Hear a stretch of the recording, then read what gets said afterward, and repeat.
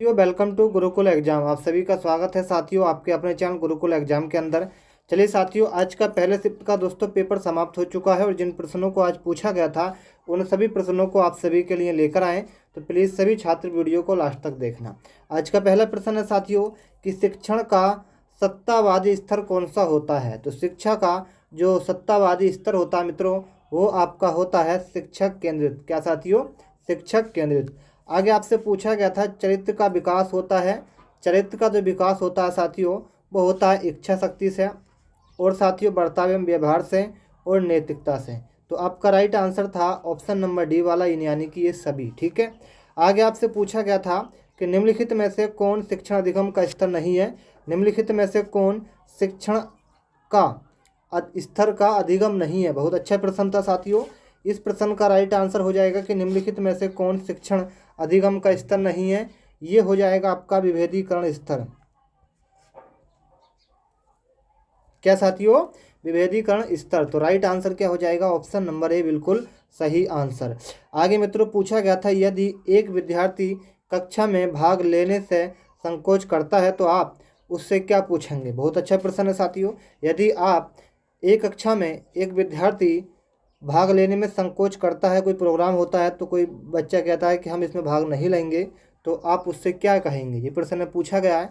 तो उससे कहेंगे कि उससे केवल तब प्रश्न पूछे जाएंगे जब वे उनके उत्तर देने के लिए उत्साहित हो, यानी कि मतलब तैयार हो। ठीक है। तो राइट आंसर डी हो जाएगा। एक पूछा गया शिक्षक का बर्ताव होना चाहिए। शिक्षक का जो बर्ताव है साथियों, वो आपका होना चाहिए आदर्शवादी। क्या मित्रों?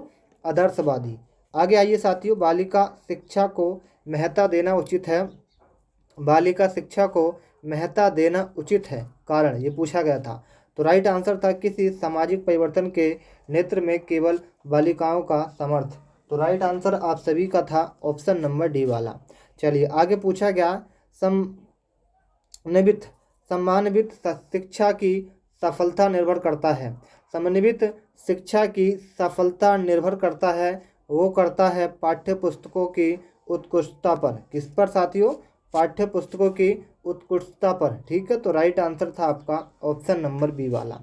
आगे मित्रों आपसे पूछा गया था कि अधिगम से संबंधित किसी विद्यार्थी की समस्याओं का सबसे अच्छा उपचार आपसे पूछा गया था। अधिगम से संबंधित किसी विद्यार्थियों की समस्याओं का सबसे अच्छा उपचार आपसे पूछा गया था। प्रश्न नंबर 8 का जो करेक्ट आंसर था वो था डी वाला, निदात्मक शिक्षण। क्या साथियों?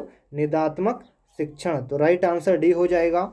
आगे पूछा गया था एक शिक्षक विद्यार्थियों को अनुप्रेरित कर सकता है। एक शिक्षक विद्यार्थियों को अनुप्रेरित कर सकता है, वो कर सकता है पुरस्कार देकर। क्या साथियों? पुरस्कार देकर। आगे पूछा गया था यदि कोई विद्यार्थी आपका सम्मान नहीं करता है तो आप उस पर क्या करेंगे। यदि कोई विद्यार्थी आपका सम्मान नहीं करता है तो आप जो करेंगे उसकी उपेक्षा करेंगे। क्या साथियों? उसकी उपेक्षा करेंगे। आगे आपसे पूछा गया था मानवीय मूल्यों जो प्रकृति में सबसे अधिक हैं, सर्वाधिक हैं, के विकास का अर्थ पूछा गया था। मानवीय मूल्यों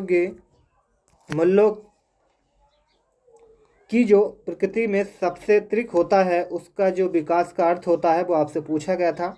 इस प्रश्न का राइट आंसर था आपका अभिव्यक्ति। क्या साथियों? अभिव्यक्ति। तो करेक्ट आंसर डी हो जाएगा। मानवीय मूल्य जो प्रकृति में सबतिक है के विकास का जो अर्थ होता है वो होता है अभिव्यक्ति। आगे पूछा गया था अपने विद्यार्थियों को समझने के लिए एक शिक्षक में अच्छी जानकारी होनी चाहिए।